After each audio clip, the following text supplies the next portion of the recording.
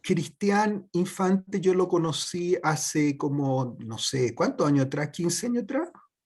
2007. 14 años atrás. Lo conocí cuando Microsoft 2006.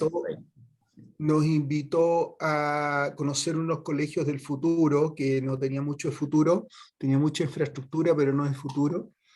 Y nos hicimos amigos desde ese entonces, tengo una muy buena relación juntos realmente.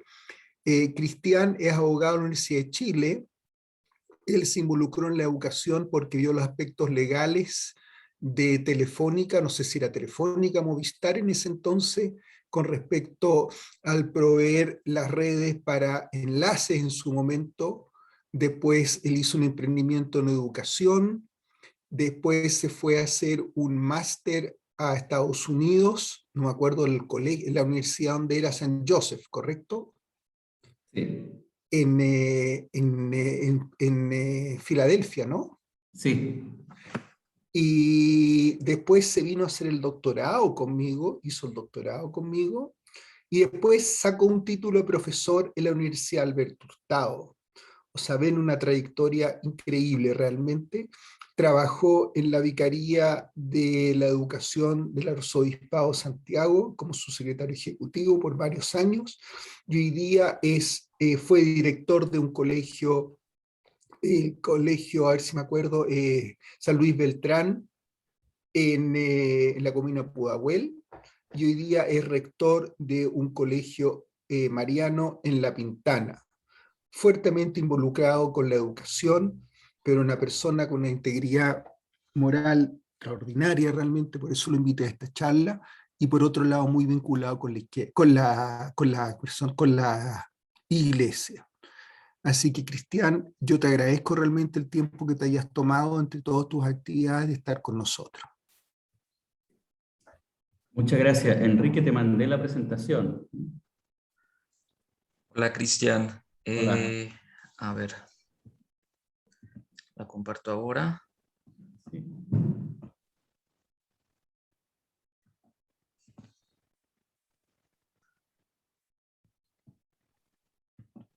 Pero tú la puedes presentar, tú la puedes también presentar. De hecho, te hice coanfitrión, Cristian. Si A ver, quieres. lo que pasa es que quiero saber, porque me manejo más en Meet. Si yo la presento, ¿puedo verlos? La voy a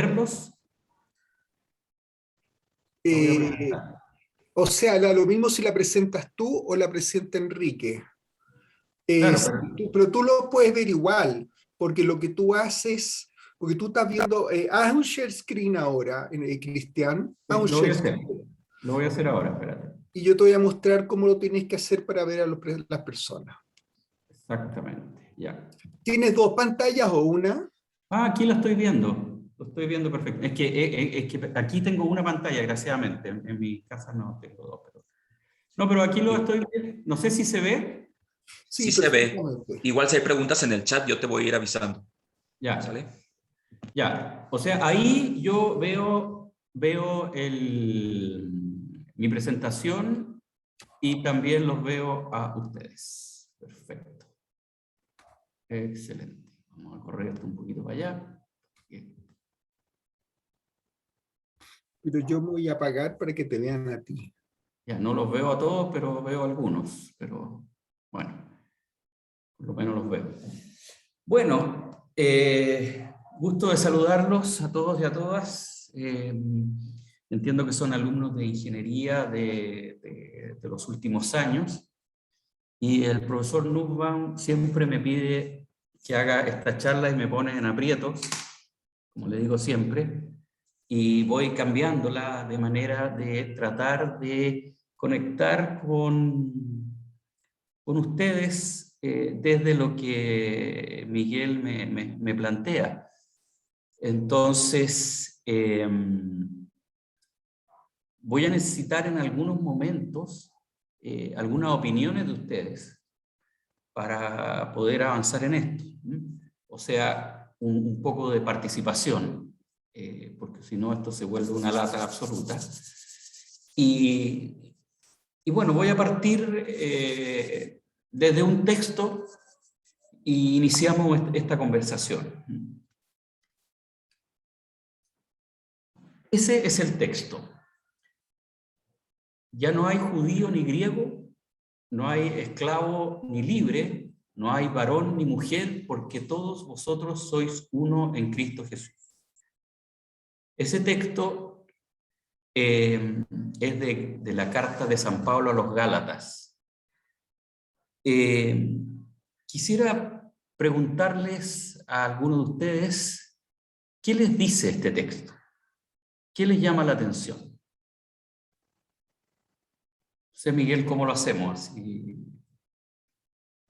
pregunto y cada uno va opinando, ¿no? Ojalá que participaran, que levanten la mano y les damos la palabra. Sería fantástico que libremente pudieran dar su opinión. Y en realidad son bastante reacios a participar, pero ojalá pudieran participar. Ya, no sé si hay alguien que le llame la atención esta frase. Que todos somos iguales. ¿Ya?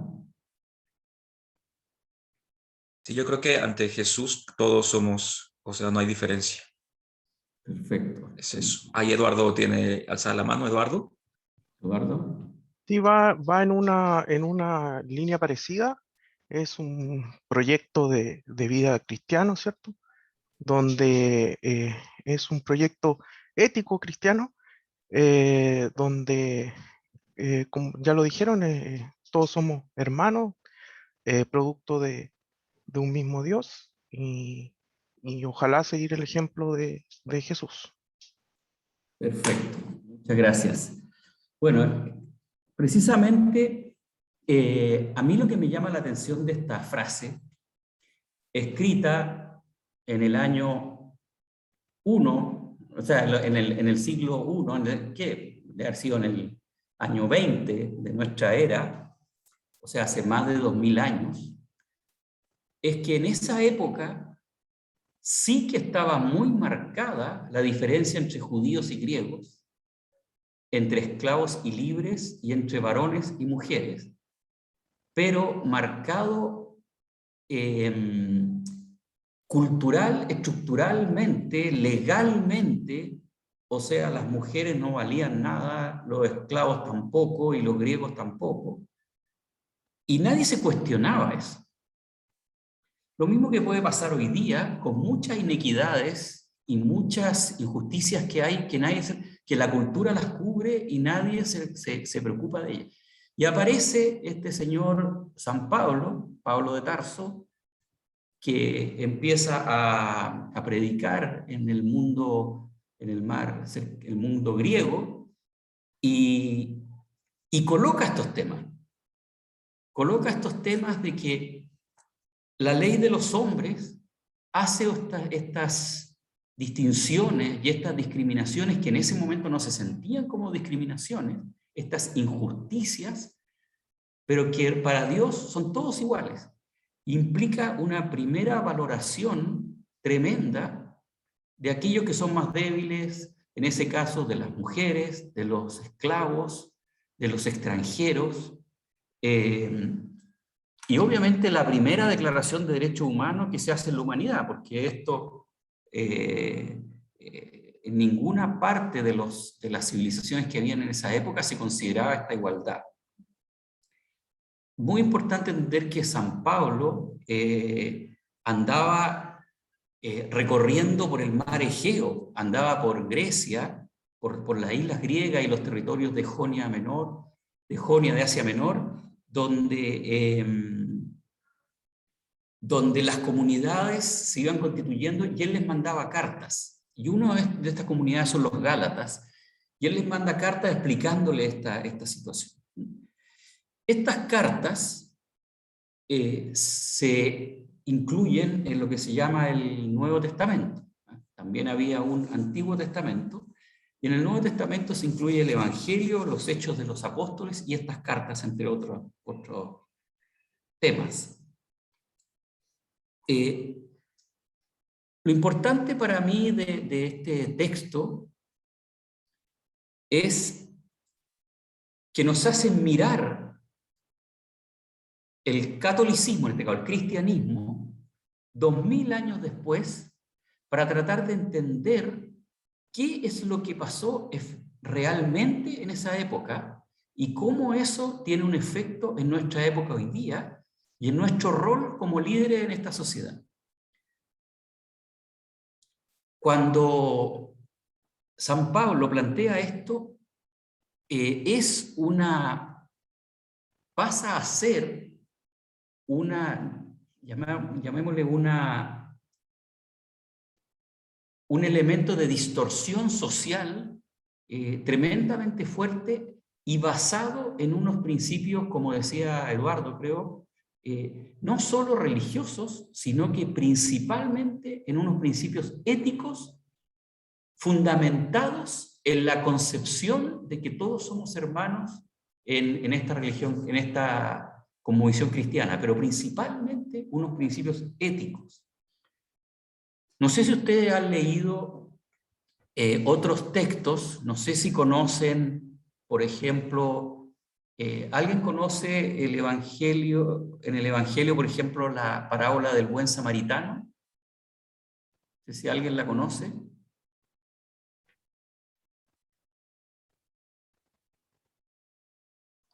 No mucho, o la de la mujer adúltera, o la multiplicación de los panes.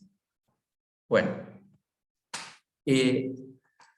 resulta que, como les decía, este Nuevo Testamento, que es nuestra base de estas concepciones religiosas y éticas, tiene varios textos.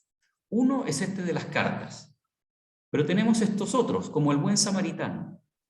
El buen samaritano ustedes lo tienen que haber escuchado en algún momento, y consiste en que iba una persona recorriendo los caminos. En esa época los caminos eran muy peligrosos, había muchos ladrones, mucha gente que te asaltaba, y precisamente a una persona la asaltan, queda medio ensangrentado, etc. Y dice que pasa un fariseo, que es uno de los sacerdotes que había ahí, después pasa otra persona muy vinculada a la religión, y pasan de largo y no lo ayudan, y después pasa un samaritano, que era de Samaria, que queda más lejos, que era de los paganos, y él lo ayuda. Esta interpretación simple, como un poco infantil, de que unos son malos y otros son buenos, hay que matizarla un poco para entenderla de manera más adulta y tratar de entender cómo los criterios que hay de fondo se traspasan a nuestra sociedad. Lo que ocurría era que las personas vinculadas al mundo judío tenían que ir a un lugar a purificarse y tenían que hacer un montón de acciones de purificación. Y luego tenían que volver a sus lugares y no podían tocar nada que fuera impuro. Y cuando una persona tenía sangre, se consideraba que era impuro. Entonces lo que le pasó a esas dos personas iniciales, que no ayudaron al herido, no fue que eran malas personas que no querían ayudar a nadie, sino que eran personas cuya doctrina, cultura, estaba por encima de la ayuda que tenían que darle a esta persona. Por lo tanto, cuando ellos no lo ayudaron, no tuvo que ver con que no querían ayudarlo, sino que tuvo que ver con que su esquema mental era tan poderoso que les impedía ayudarlos. La pregunta que uno se hace, ¿cuántas veces hoy día nuestros esquemas mentales son tan poderosos que nos impiden mirar lo justo, lo injusto de una situación, lo esencial de una situación, porque nuestros esquemas mentales sociales vienen a determinarnos situaciones que no podemos hacer? Y lo que viene a hacer el Evangelio del Samaritano en este momento es el mensaje ético cristiano de decir, ojo con esas estructuras sociales que te impiden hacer el bien. Obviamente hasta la misma iglesia cayó en esas estructuras sociales y tenemos los casos de las personas separadas, los hijos ilegítimos, y cuántas estructuras sociales tenemos que han impedido hacer el bien. Entonces, muy importante esa lectura, leer, aprender a leer las lecturas desde una mirada distinta. La mujer adúltera, por ejemplo, a lo mejor ustedes han escuchado alguna vez el texto de la mujer adúltera. Resulta que en esa época el adulterio era penado de manera muy grave, pero a quien se castigaba era la mujer. Y se castigaba de una manera tan grande que se permitía incluso la lapidación. Y la lapidación era que en la plaza pública le tiraban piedras hasta que la mataban. Y había una mujer que que además eran niñas jóvenes, que había sido acusada de adulterio y la plebe estaba a punto de lapidarla y le ponen una trampa a Jesús diciéndole, ¿qué opina de esto? Para que Jesús tenga que decir, mira, no me gusta esta ley, no puedes lapidar y romper con la ley que había, o para que Jesús se pliegue a la ley y diga, lapídenla nomás, y se salga y cumpla con la ley. Entonces, ¿qué es lo que ocurre? Que Jesús dice, el que tire la primera piedra, el que esté libre de pecado, que tire la primera piedra. Y posteriormente la gente empieza a hacer una reflexión de sí mismo y de darse cuenta que todos tienen pecado y nadie tira la piedra y todos se van. Y él le dice a la mujer, mujer, nadie te condena, todos se han ido, nadie te condena, yo tampoco te condeno. Ve y no peques más. ¿Qué nos dice eso? Nuevamente el mensaje ético de decir una norma injusta. Si uno va a la literatura griega puede encontrar esto en Antígona también. Una norma injusta, un sistema social, una estructura, una institucionalidad injusta que no va de acuerdo, o unas prácticas, unas formas que no van de acuerdo a la esencialidad. Y nuevamente nos invita el Evangelio a mirar nuestra sociedad y mirarnos hoy día rompiendo los cánones estructurales, las prácticas culturales concebidas que nos impiden desarrollarnos como personas y hacer realmente el bien. También podríamos hablar un texto que a Miguel siempre le gusta que hable, que es el famoso texto de la multiplicación de los panes y los peces, que dice que una comunidad de 5.000 personas fue a los cerros de Cafarnaúm a escuchar a Jesús y llegó un momento que tenían que comer y no había nada que comer y sacaron 5 pescados y panes y los multiplicaron y todos comieron. Más allá de que puede haber un milagro o no puede haber un milagro ahí, nuevamente lo que nos invita el mundo del Evangelio es tratar de entender la esencia de este elemento. Y tiene que ver con el mensaje que dice, mire, cuando uno va a un lugar a escuchar a alguien, probablemente todos llevan algo que comer, vamos por el día completo, y todos compartieron, y nadie se quedó con hambre, y todos fueron saciados. Nuevamente, ¿cómo interpretamos estas lecturas a partir de criterios éticos que nos ayudan a mirar nuestra vida de manera distinta? El que quiera hacerme algún comentario o me lo hace, por favor, porque si no estoy una lata de escuchar así, mejor que haya un poco más de diálogo.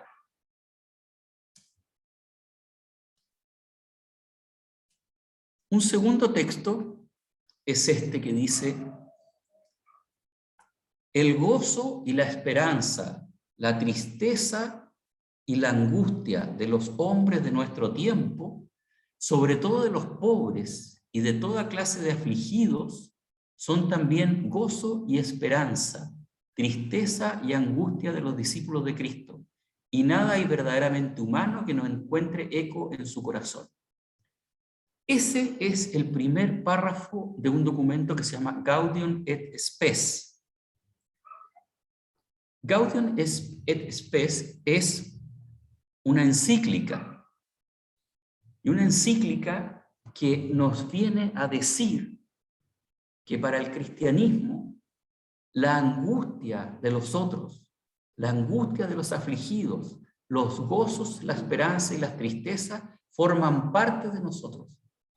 Por lo tanto, aquel que propugne el cristianismo, sea una universidad, sea una familia, sea un colegio o sea como persona, no puede sino tener como elemento central de su quehacer en todo lo que haga el gozo, la esperanza, la tristeza y la angustia de los hombres de nuestro tiempo, sobre todo de los pobres y de toda clase de afligidos. Una universidad que se plantea desde este punto de vista debe entender que en sus estructuras de producción del conocimiento, si no coloca como prioritario esto, no está siendo fiel al mensaje de su fundador.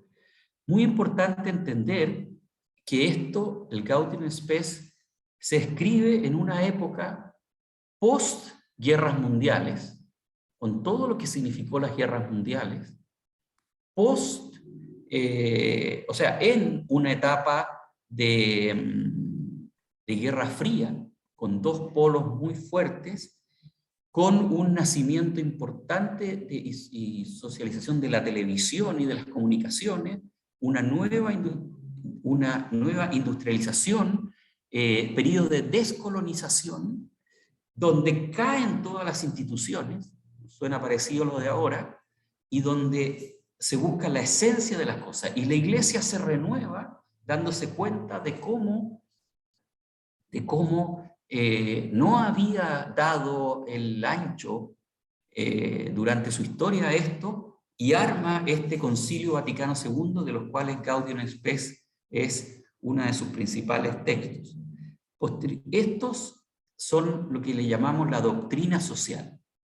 La doctrina social, donde tenemos muchos textos importantes como Populorum Progresso, el progreso de los pueblos, de Pablo VI, Caritas in Veritatis, o Laudato de Benedicto, o Laudato Si, ahora que tiene que ver con el tema ecológico del Papa Francisco. Un tercer texto que quería mostrarles y que lo invito a escucharla, no ahora, pero la pueden buscar ahí en internet, es una canción muy bonita, una canción bellísima de Chico Buarque, que se llama Cáliz, cálice en portugués, y que es una canción escrita en el tiempo de la dictadura brasilera, una dictadura que duró muchos años y que fue muy sangrienta y muy dura, y en la cual Chico Buarque canta esta canción y dice: Padre, aparta de mí este cáliz. Eso hace referencia a un momento de la historia de la vida de Jesús, cuando estaba a punto que lo detuvieran para ser crucificado, y él estaba con sus discípulos, y los discípulos se quedan dormidos, se van, y él reza diciéndole a su padre: aparta de mí este cáliz, o sea, sálvame de esto que va a ocurrir, que me van a crucificar, me van a matar, me van a golpear. Aparta de mí este cáliz, sálvame de esto. Chico Buarque toma esta historia para llevarlo al momento de la dictadura, y dice: aparta de mí este cáliz de vino tinto de sangre. Y luego, bueno, la canción es mucho más larga, pero hace un reclamo desde lo humano, un reclamo poderoso que dice: ¿cómo beber de esta bebida amarga? ¿Cómo aguantar el dolor? ¿Cómo soportar la lucha de todos los días? Un reclamo de opresión, de muerte, de dolor. Expone una sociedad que está en silencio, una sociedad en que nadie se atreve a hablar, una sociedad que está coaccionada por esta dictadura, y dice: todo este silencio me aturde, pero estoy atento, aturdido, pero atento, porque en cualquier momento puede aparecer el monstruo de la laguna. O sea, en cualquier momento pasa algo terrible, muere alguien, pasa algo malo. Como los mayores sabemos cómo han sido los regímenes totalitarios, las dictaduras, etc.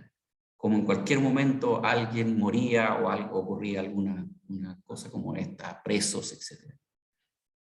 Y luego hace un par de reclamos que son súper importantes de entender desde la ética nuestra. ¿De qué sirve tener buena voluntad si, aunque callado, en mi pecho permanece el pensamiento de los alcohólicos del centro de la ciudad? En el fondo, ¿qué es lo que dice? ¿De qué sirve tener buena voluntad, ser buena gente?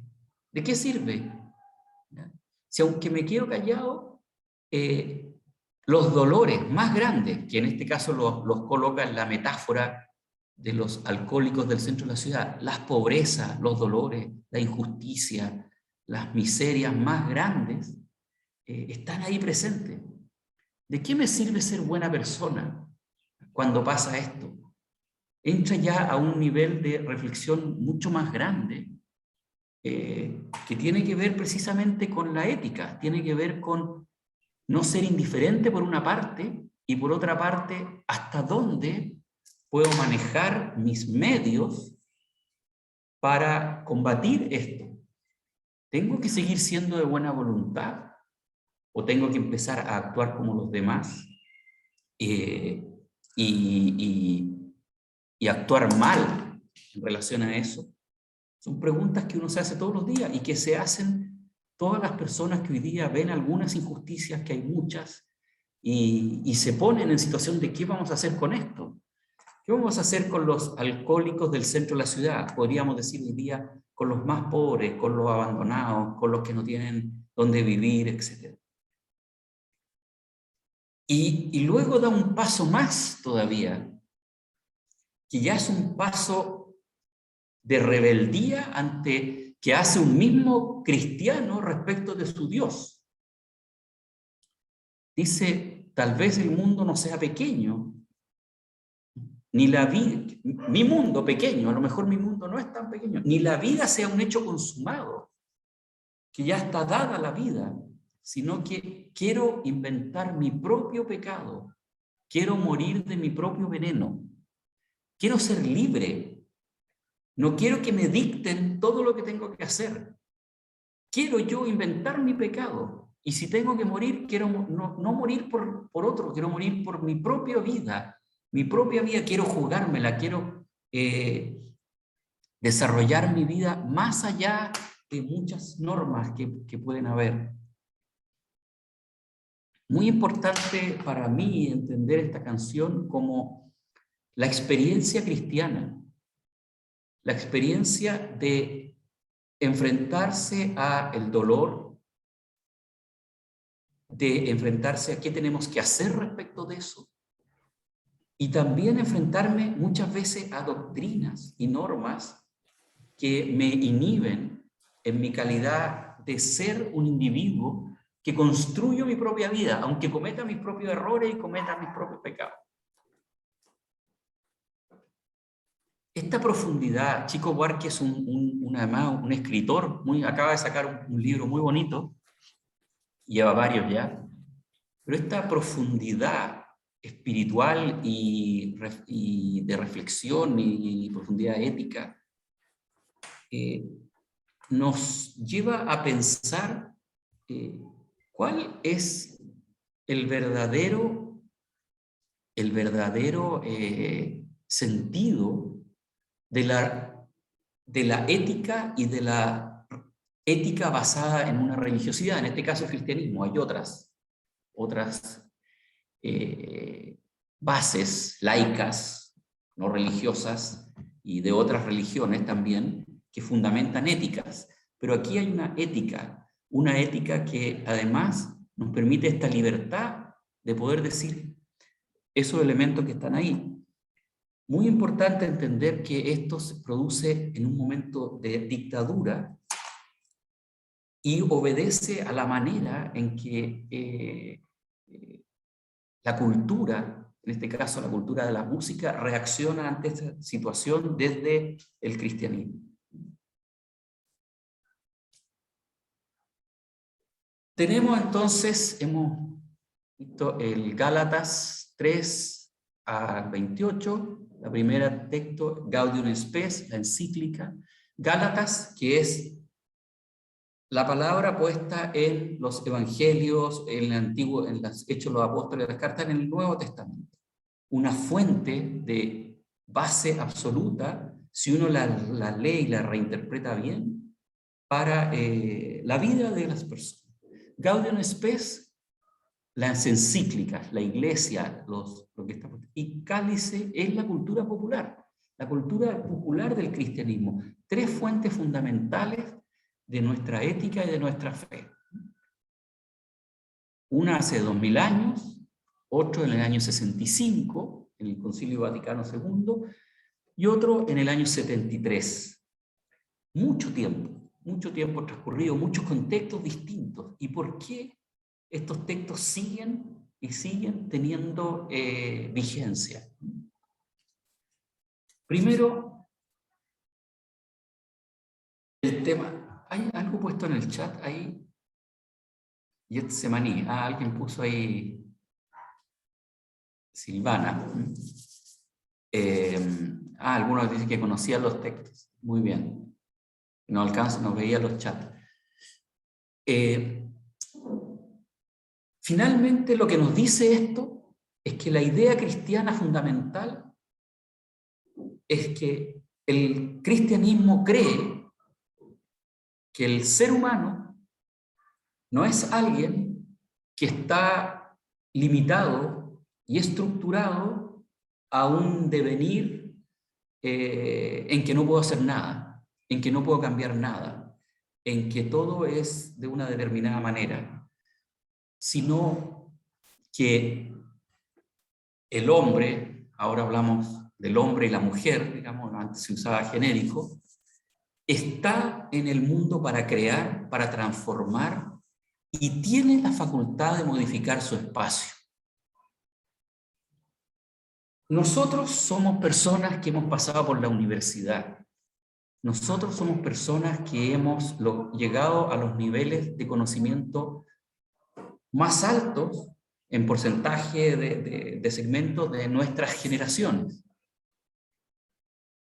¿Qué es lo que nos dice una universidad católica? Que esos niveles de conocimiento, ¿para qué los vamos a usar?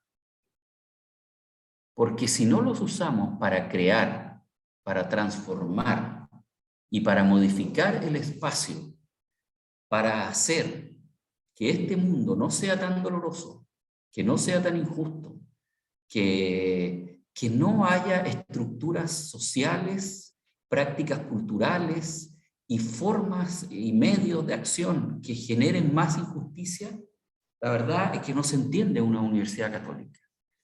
Por lo tanto, esto tiene que ser una constante reflexión de por qué hacemos las cosas. O las hacemos porque el tiempo nos lleva a que hay que ir a la universidad, estudiar, después trabajar, casarse o no casarse, irse a viajar, tener hijos, no tener hijos. Pero en el fondo, el sentido ético de la vida tiene que estar absolutamente presente en una reflexión de una universidad. Otra cosa es lo que cada uno vaya tomando por su cuenta, porque no necesariamente se requiere ser cristiano para entender que el hombre y la mujer están para crear, transformar y para hacer un mundo mejor para todos. Hay ateos que lo creen así, y mucho más que los cristianos, y hay masones, y hay mucho más gente que cree esto. Entonces, aquí lo que hay es que hay una ética escrita que tiene que ser objeto de reflexión. Les pido que los que tengan algún comentario le llame la atención, por favor me interrumpan y me digan algo para que poder dialogar un poco más. Mientras no, sigo. Y esto nos lleva entonces a explicarnos, antes de eso, ¿qué vemos en común en estas tres lecturas?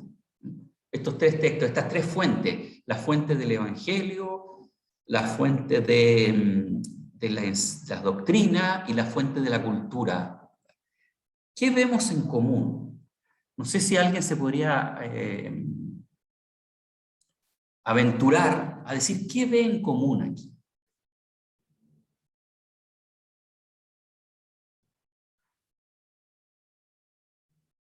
No sé si el profesor Nussbaum ve algo en común ahí.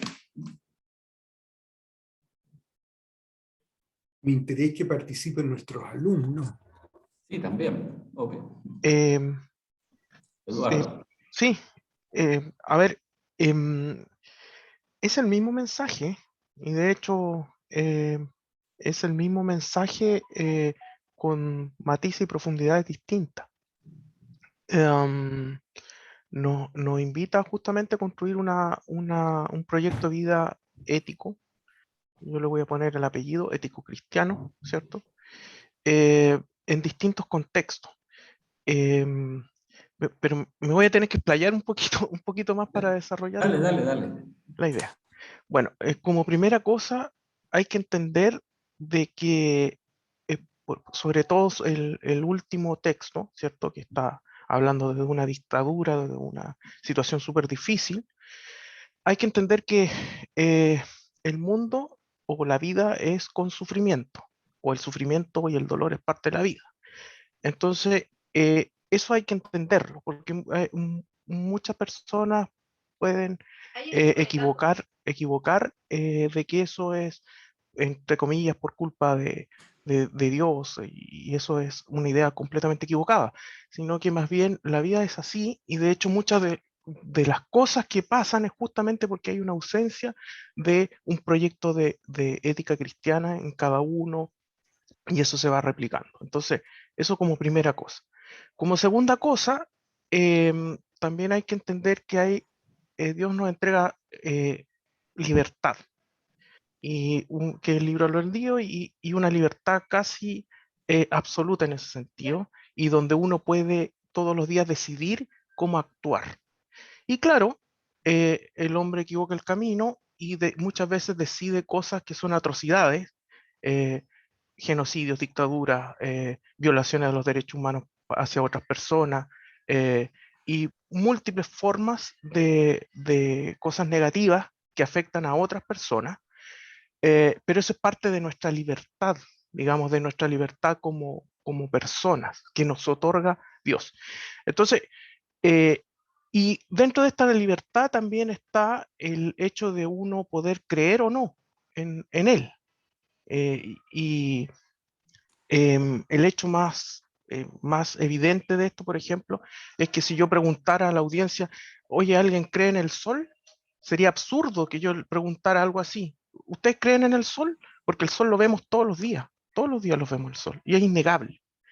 Pero Dios de esa manera, así física, no se presenta, porque si lo hiciera, nos estaría coartando nuestra libertad y no nos estaría dando la libertad para decidir creer en Él y seguir un camino que Él nos dio.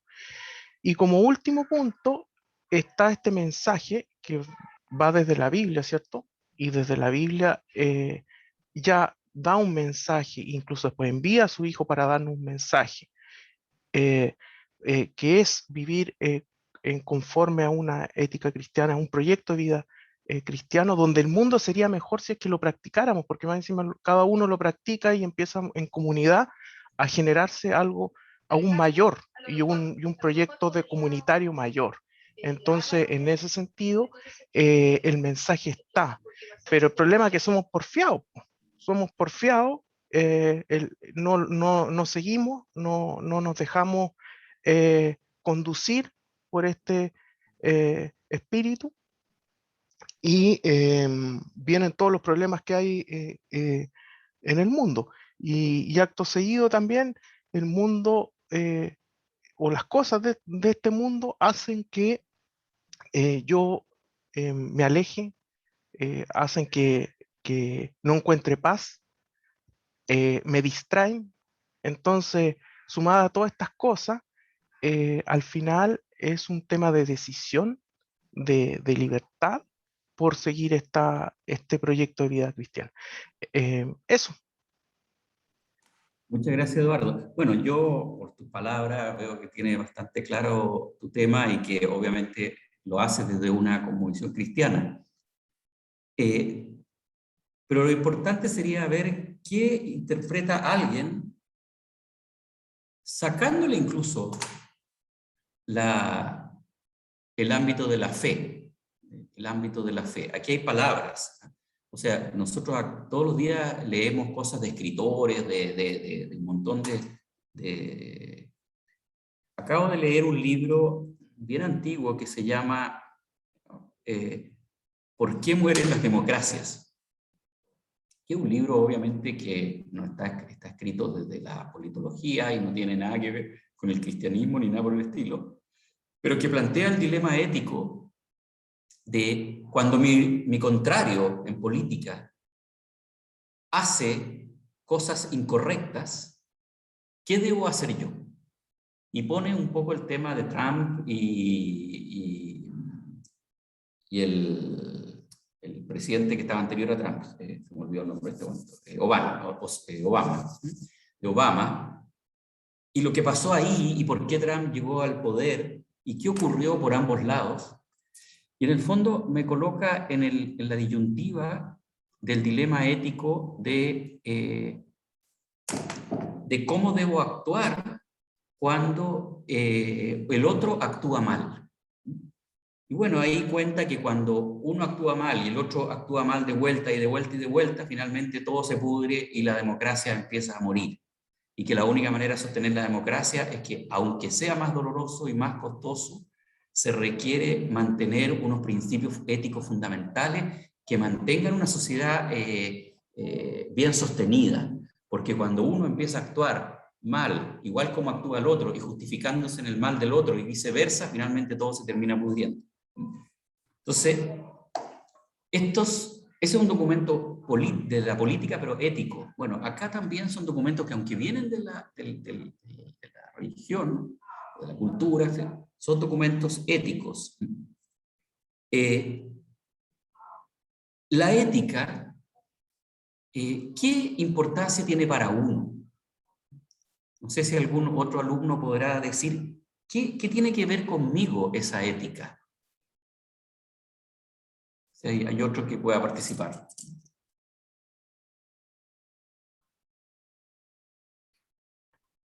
Mientras están pensando, yo lo exploraría un poquito más hacia lo que estamos viviendo, que están viviendo nuestros alumnos que están desarrollando tecnología.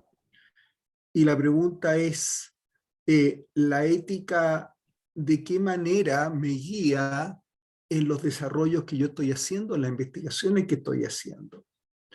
Hoy en día hay una gran discusión con respecto a todo lo que significa la inteligencia, mal llamada inteligencia artificial, en el cual los algoritmos están tomando cada vez más decisiones con respecto a los seres humanos, y esos algoritmos no son guiados por la ética, y son ellos mismos los que están haciendo esos algoritmos.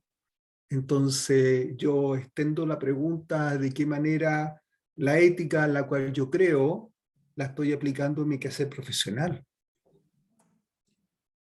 Exacto, es que yo la pregunta la llevaba para que en el fondo nos diéramos cuenta que estos elementos que están ahí, estos llamados éticos, tienen que ver con nuestra vida nuestra experiencia, nuestra existencia como seres humanos, nuestra vida cotidiana y principalmente nuestra labor productiva para hacer un mundo mejor. Entre ellos, nuestras investigaciones, nuestras producciones y todo lo que estamos haciendo y qué es lo que está pasando hoy día. Sí, sí, voy a llevarlos. Voy a llevarlos acá. Eso que estabas hablando tú. No sé si ustedes han escuchado, bueno, todos conocen Amazon obviamente, pero una acción que hizo, que prototipió a Amazon hace algún tiempo, que ya consistió no en que tú compraras, que te ofrecieran, de acuerdo a esta inteligencia artificial, las cosas que a ti te gustan. Tampoco consistió que a partir de estos algoritmos Amazon generara bodegas cercanos a los posibles consumidores, sino que ya fue mucho más agresivo y consistió en que sin que tú hayas pedido nada, te manda el producto a tu casa. Entonces tú estás en tu casa y te llega una raqueta de tenis. Y tú ves la raqueta de tenis y en el fondo llega porque a partir de todos estos algoritmos la inteligencia descubre que tú querías comprar una raqueta de tenis. Entonces antes que tú manifiestes tu voluntad, te la envían para la casa. No sé qué opinan ustedes de esta acción de Amazon, porque ha sido bien polémica y hay opiniones para ambos lados. Quizás esto nos puede llevar a analizar un poquito más el tema de que está hablando Miguel.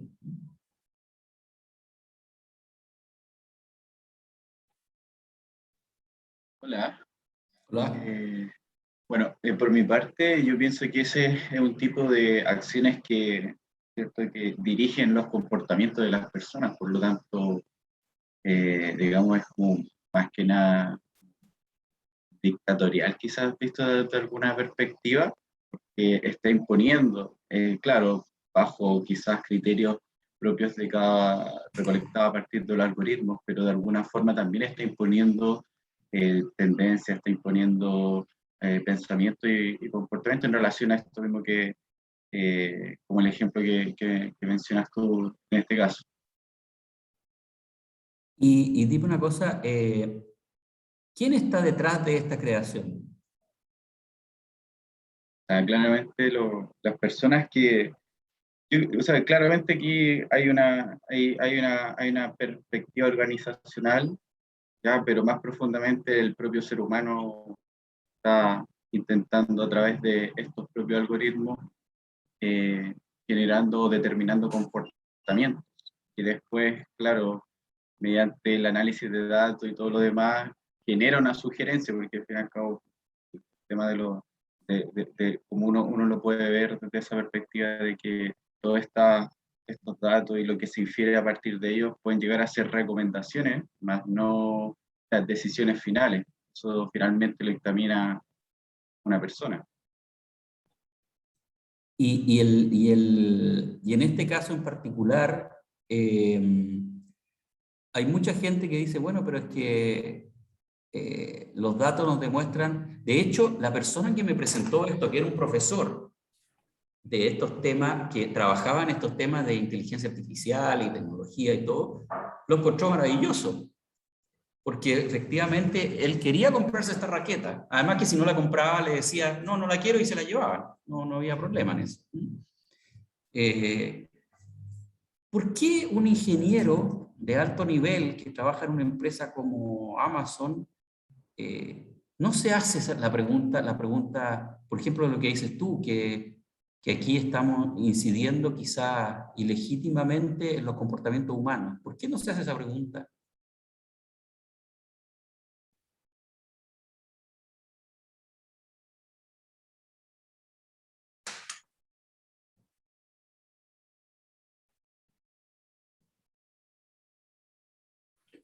Yo lo extendería, ya que no están muy parlantes nuestros alumnos, yo lo extendería hacia si la ética que nos rige todos los días también nos rige en las cosas que hacemos en el trabajo. Y cuando ellos desarrollan algoritmos o les piden que desarrollen algoritmos, si esas solicitudes y esos algoritmos pasan por las reglas éticas de ellos mismos. Claro, y la pregunta... Dale, dale, Cristian. No, y la pregunta es, pero la pregunta es otra. ¿Por qué, si yo tengo unos parámetros éticos personales, cuando voy a un mundo laboral no lo aplico? ¿Cuál es la diferencia que hace que el distinto ambiente cultural haga que estamos más o menos como el sacerdote que vio al herido y que a lo mejor en su mundo privado iba a ayudar a alguien a limpiarle su herida, pero en el mundo público, como había una norma que decía que no podía tocar a alguien impuro, no, ni se le ocurrió pensar que había un problema ético de no atenderlo. Ahí levantó la mano María Trinidad Munita. Sí, yo quería agregar que también, como en todos los trabajos y cosas que uno tiene día a día, uno en general trabaja en base a objetivos y en base a rendir lo mejor posible. Entonces ahí como que entra una como disyuntiva entre qué es lo importante, qué es lo urgente, qué es lo que más importa para la empresa, qué es lo que más importa para la sociedad. Yo creo que va por ahí el tema de la ética, que de repente se queda un poco de lado. O sea, en el fondo estamos subsumidos en una estructura que tampoco nos pregunta y nos permite hacernos las preguntas éticas. Nos dice, mire, saque este software, saque esta plataforma, haga esto otro. Y obviamente eso nos obliga a ser ciegos a un montón de temas para poder avanzar, hasta que pasan las cosas como la que tenemos un poquito más arriba. No sé si reconocen a ese personaje que está ahí, que aparece, no le temo al cáncer, menos a tu represión, y aparece una manifestación atrás. ¿Qué elementos le parecen a ustedes que que llaman la atención de eso que a estas rojas va de ahí,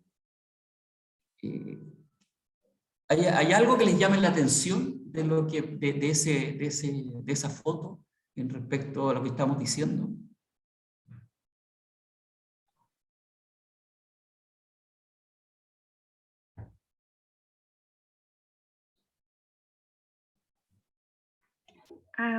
¿Podría comentar algo?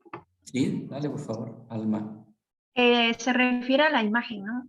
Sí. Si observamos algo, podría ser que, aunque esté manifestando su opinión con su cartel, esté cumpliendo alguna regla social, en este caso, por la cuestión de cubrebocas, no sé. De la cuestión no escuché muy bien. Ajá, del cubrebocas que está portando. No sé si va por ese punto. O sea, ¿qué ves tú ahí que te pueda llamar la atención en términos éticos? ¿Qué externalidades, qué consecuencias podrías pensar tú ahí? Ajá, yo lo que observo es que está manifestando su opinión, ¿no? Y Ya. de alguna manera está respetando, por decir así, el que porte una mascarilla. Ya. Entonces, ajá. Perfecto. O sea, lo ves por ese lado, por el lado que está respetando unas normas, pero además está manifestando su opinión. Muy bien. Ajá, sí. Hay otros más, Silvana y Juan. Sí, ahí considerando como la historia y el proceso que se vivió también con la figura de Rojas Vade a propósito de todo lo que se supo sobre esta falsa enfermedad y todo lo que conllevó. Creo que desde un punto de vista ético, creo que claro, si se mira como una imagen aislada, uno podría hacer una apreciación, pero considerando el proceso hasta, no sé, engañoso y falta a la ética y a la honestidad y todo lo que conllevó también en términos de el proceso constituyente, creo que como que se podría abordar desde ahí también, como cómo en el fondo utilizar un contexto particular que sí estaba enfermo, pero transformarlo a otra visión que pudiera llegar a otras personas, pero siendo como desde una perspectiva engañosa. Sería como una falta ética usando esta especie de engaño o de ocultación de otra enfermedad a partir de otra y todo lo que conllevó en términos sociopolíticos también. Juan, muchas gracias, Silvana. Sí, en verdad era bien parecido, como considerando el contexto, pero también observando directamente las imágenes como no tenerle miedo a tu represión, pero también como devolviendo esa represión, no sé, de cierta forma mostrarme apoyando el fuego que está detrás mío, porque no temo a lo que me hagas, pero también como que te lo puedo devolver. Ya. O sea, que la mitad de ese juego, como no hay una ética, digamos, o entre respeto, es como que lo que me hace es así como sangre por sangre, ojo por ojo, diente por diente. Perfecto. Ya, también tú dices hay un ánimo vengativo ahí. Mira, a mí me parece esta imagen espectacular porque, por un lado, uno lo puede mirar de muchas perspectivas. Lo puede mirar de la perspectiva que decía Alma, de decir, mira cómo una persona que manifiesta su opinión además cumple con la norma. Otra que es decir, mire, esta mirada del devolver violencia con violencia. Otro como dice, mira, todo lo que se ve muy, muy bien estaba sostenido en una mentira. Pero también podemos mirar a un representante de una manera de entender el mundo, de una inequidad, alguien que nos muestra cosas. Hay muchas maneras que uno puede reinterpretar este tema. La pregunta es, ¿qué hacemos con esto? Y lo primero que yo pienso es que esto nos debería hacer pensar cuál es el mundo que estamos construyendo, para lo cual que estamos creando, que estamos transformando desde nuestras posiciones de privilegio, y cuánto de los elementos éticos nosotros estamos considerando para el desarrollo de este mundo, para que no pasen estas cosas. Precisamente que haya gente que esté tan desesperada que caiga en estas cosas, que finalmente lo único que vienen a hacer es decir lo mismo que decía el libro Cómo mueren las democracias, que si yo le critico a uno de una manera y hago las mismas cosas, finalmente todo se pudre y todos quedamos muy mal. Entiendo que esto es hasta la 1, ¿no es cierto? Así que... No, hasta 10, o sea, la idea es terminar 10 para la 1. Hay que terminar 10 para la 1, sí. perfecto, ya. Y había tiempo para preguntas, pero yo diría, no, las preguntas ya las estamos haciendo acá, y Perfecto. cualquier comentario realmente la puede levantar el alumno en cualquier momento. Que yo les pido que levanten la mano o que hablen solamente.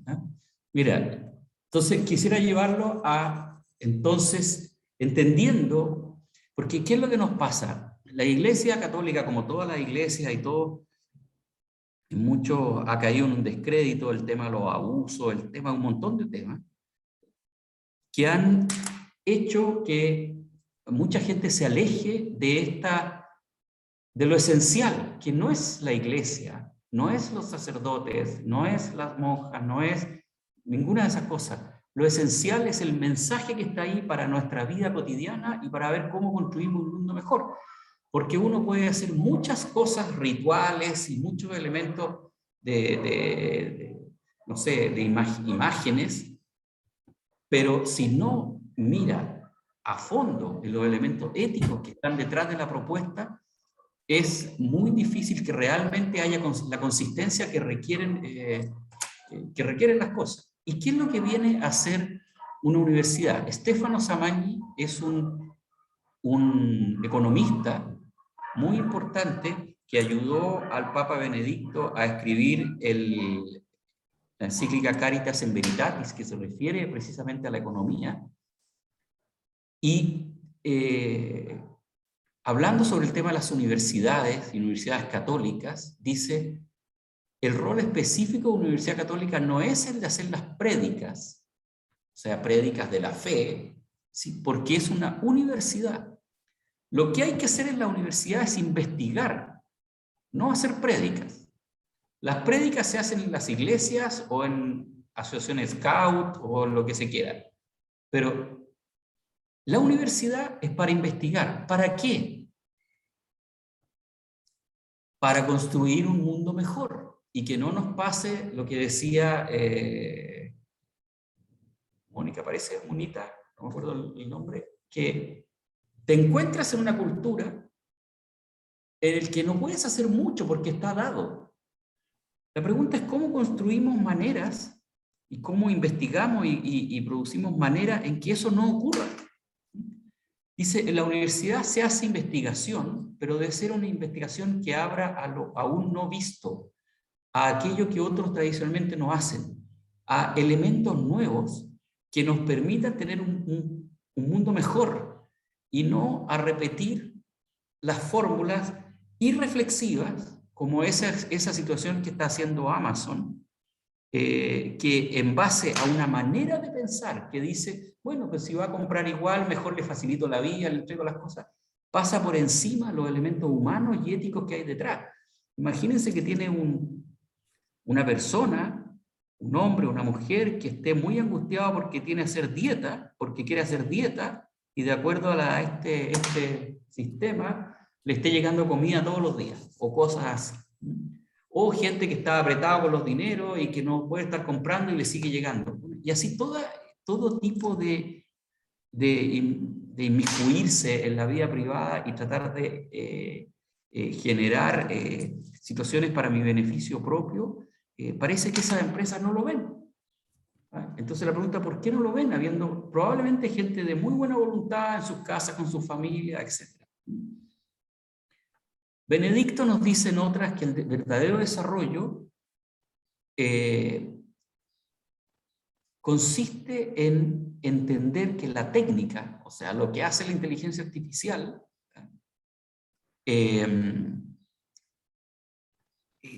debe tener una mirada humana, un horizonte de sentido. No es hacer las cosas por la técnica o por una manera irreflexiva. No es solamente la eficiencia y la utilidad, sino que también es el sentido. Y ese no es algo prioritario del mundo cristiano.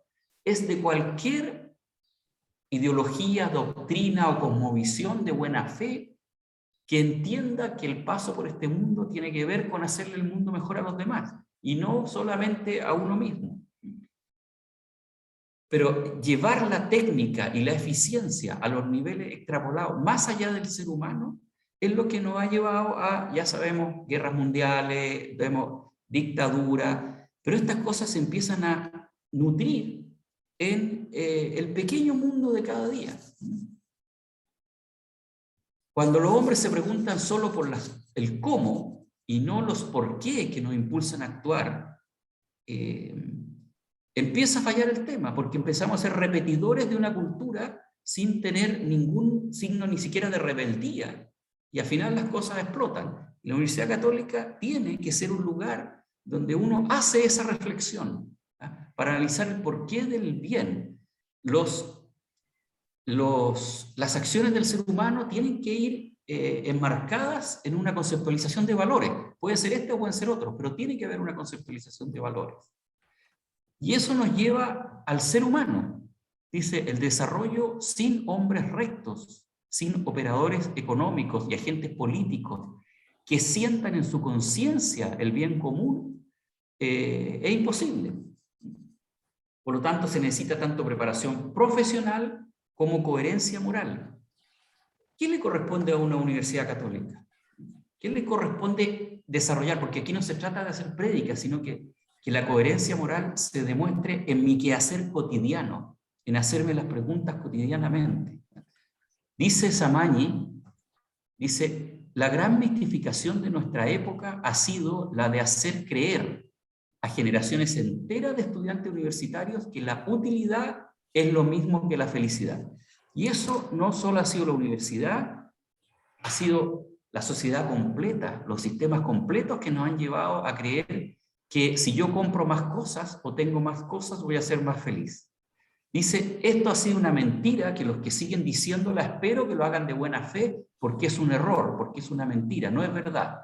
Repito, nosotros queremos la utilidad porque los hombres tienen necesidad de la utilidad. No se puede vivir sin utilidad, no se puede vivir sin las cosas. Pero el hombre quiere algo más que la utilidad, quiere las relaciones humanas. ¿Cómo llevamos esto a nuestra práctica cotidiana? ¿Cómo trabajamos esto en nuestro quehacer? ¿Está involucrado? ¿Tenemos unos tips que nos hagan mirar las cosas que hacemos? Populorum Progressio dice, el desarrollo humano es ir mejorando las condiciones de vida desde las menos humanas a las más humanas. Y habla de las menos humanas, la penuria material de los privados de lo mínimo para vivir, y todas las estructuras opresoras. Cuando eso ocurre, estamos en las estructuras menos humanas. ¿Y qué tenemos que hacer nosotros como Universidad Católica? Trabajar para que esto no exista. Para que no exista penuria material de los privados de un mínimo vital y no existan estructuras opresoras que implique abuso, explotación, injusticia en las transacciones, etc. Para llevar a tener personas que ya tengan la posición de lo necesario, que adquieran la cultura. ¿Cómo desarrollamos la cultura? Para considerar la dignidad de las personas, la voluntad de paz, y finalmente ya los valores supremos y Dios, según cada uno lo vaya estableciendo. Entonces, el pleno respeto por la persona humana, en mi existencia, en mi cotidianidad, todos los días, Laudato Si, y Laudato Si dice, el pleno respeto a la persona humana implica, además, ahora, especialmente ahora, poner atención al mundo natural y tener cuidado con la naturaleza. Hoy día se nos invita desde el mundo de la academia, de las universidades, de la producción, no solamente a poner al ser humano adelante, sino que a entender el mundo de la naturaleza, a la casa común, como decía el Papa Francisco en Laudato Si en el año 2014, la casa común, la casa que nos alberga a todos como hermanos. Y ahí él habla de un montón de elementos, como la deuda externa, como la polución y contaminación que hacen los países más desarrollados, y lo que implica la deuda ecológica de todos estos temas. Entonces, para ir llevándonos como esto que aparece que es religiosidad, esto que aparece que son unas parábolas un poco infantiles de cuentos de los niños, la verdad es que son de una seriedad absoluta y que nos hacen un mandato a todos los que estamos en una universidad católica o en una entidad católica, y más a los que creemos y somos creyentes, a entender los problemas de nuestra cultura desde una mirada ética, en este caso basada en la enseñanza del cristianismo, en la doctrina y en la cultura popular cristiana, entender y mirar y observar, interpretar de esa manera. Tenemos temas grandes y gruesos que vienen ahora. No sé si ustedes han leído a Joseph Jaworski, que habla del futuro, la sincronicidad y cómo el futuro tecnológico, el futuro de relaciones humanas, tiene que ser el parámetro de pensamiento que nos ayude a construir la sociedad. No podemos seguir avanzando hacia el futuro de manera ciega, de manera irreflexiva, hasta que llegue un futuro que no sabemos qué va a ocurrir, sino que habla de aprender del futuro. Eso significa visualizar el futuro para traerlo hoy día y construir el mundo de hoy desde lo tecnológico, desde el hacer, de la producción, desde las relaciones humanas, para llegar a ese futuro. Entonces, es muy extraño, nos dice, el pasado son hechos importantes, pero hoy día el pasado no nos sirve mucho, salvo para tener ciertas miradas, digamos, atenciones. Lo que nos importa es pensar juntos el futuro que queremos y aprender de ese futuro. No sé si han leído a Yuval Harari, en sus 3 libros principales, el principal, Sapiens, de animales a dioses, como él plantea hoy día el tema de cómo la estructura tecnológica, las plataformas tecnológicas, esto de Amazon y otras cosas más, empiezan a poner en discusión lo que decía uno de ustedes recién, Felipe Jaramillo, que el tema de si realmente somos libres, si el libre albedrío es algo que va con nosotros o cada vez tenemos menos libre albedrío y estamos coaccionados por una nueva dictadura, que es una dictadura que no tiene nombre y que todos le aportamos desde nuestra irreflexividad a construirla. Y finalmente, si uno lee el último libro de Harari, casi él propone abandonarse en el budismo, desde una mirada bastante pesimista en que habla de la biotecnología y cómo la biotecnología probablemente puede llegar a controlar la vida de los seres humanos, no como esos robots de Blade Runner que se rebelan y quieren controlarlo, sino más bien en lo cotidiano de nuestras vidas. O, no sé si han leído a Yu Hui, que hablando de esto mismo, plantea que si no entramos a una tecnodiversidad, vamos a caer en una dictadura de la civilización tremenda. Y cuando habla de la tecnodiversidad no dice que unos tengan TikTok, otros tengan Instagram y otros tengan Facebook. Eso no es la diversidad. Dice la estructura lógica que hay detrás de esta, ¿cómo llamarle? Gran máquina mundial que hace que haya una sola estructura lógica de pensamiento basada en las plataformas.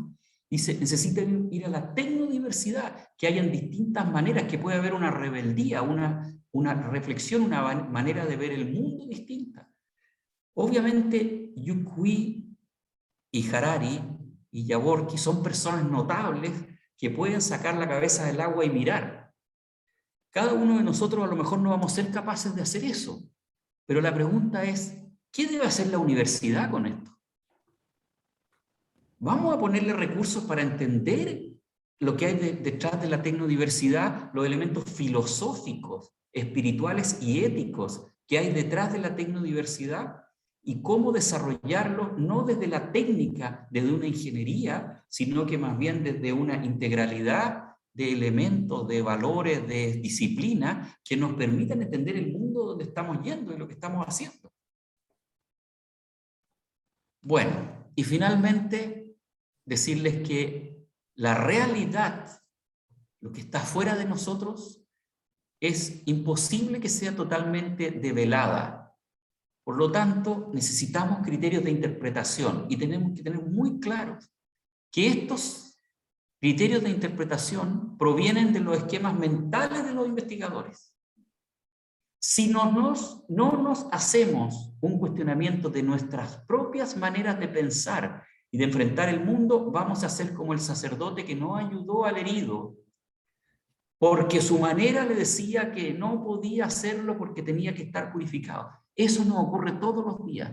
Queremos estar purificados para hacer las cosas técnicas, las cosas aquí, las cosas allá, pero meterle estos elementos éticos que vienen desde la filosofía, de la religiosidad, etcétera, y entender el complemento de la ciencia, nos quita esta pureza, pero también nos impide ser refractarios respecto de este mundo que estamos creando, de esta manera de entender el mundo, en que finalmente hemos despojado a la ética de su lugar, tanto en las grandes conversaciones, en las grandes producciones, como en las situaciones humanas. Y el pobre Rojas Vade, que con un ánimo de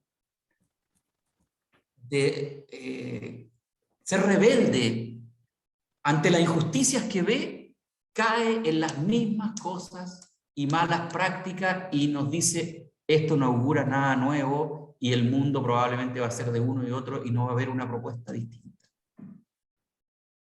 El modelo de sociedad que tenemos que construir, que aspiramos a construir, se tiene que dialogar con otros, se tiene que confrontar con otros, y las investigaciones que movilizan estas formas de sociedad no pueden quedarse en mi mundo, porque voy a reinterpretar solo desde mí. Lo que nos están diciendo la ética cristiana es, ojo, interprete desde otros mundos, interprete que lo esencial es lo más importante, ¿ya? No las doctrinas. Y en tercer lugar, construyamos un mundo basado en el ser humano y también en la naturaleza. Y para ello no podemos pensar que solamente la técnica nos va a dar la solución.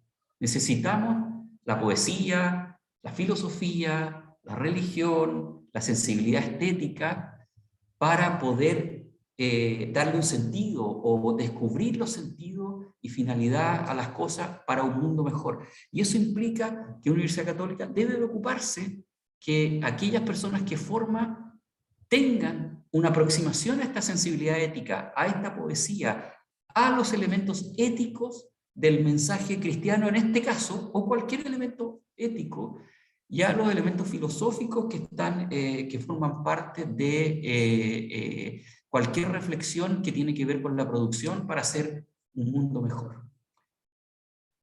Eso, Miguel, los principios éticos que deben estar siempre presentes, deben estar en toda nuestra función. Y bueno, es el mandato para la universidad más que nada. Eso, Miguel. Bueno, si pude cumplir tus expectativas. cumpliste plenamente mis expectativas, por lo menos dejamos en claro, yo creo, un planteamiento que no todos lo tenían en su punto de vista y que espero que lo puedan incorporar o por lo menos meditar y que le den algunas vueltas. Estamos en la hora, no sé si alguien quiere decir algo antes de cerrar. A mí solo me queda darte las gracias, Cristian, de que nos hayas entregado 1 hora y media de tu valioso tiempo y ojalá que en un año más puedas volver a dar esta charla con nosotros nuevamente. Muchas gracias, Cristian.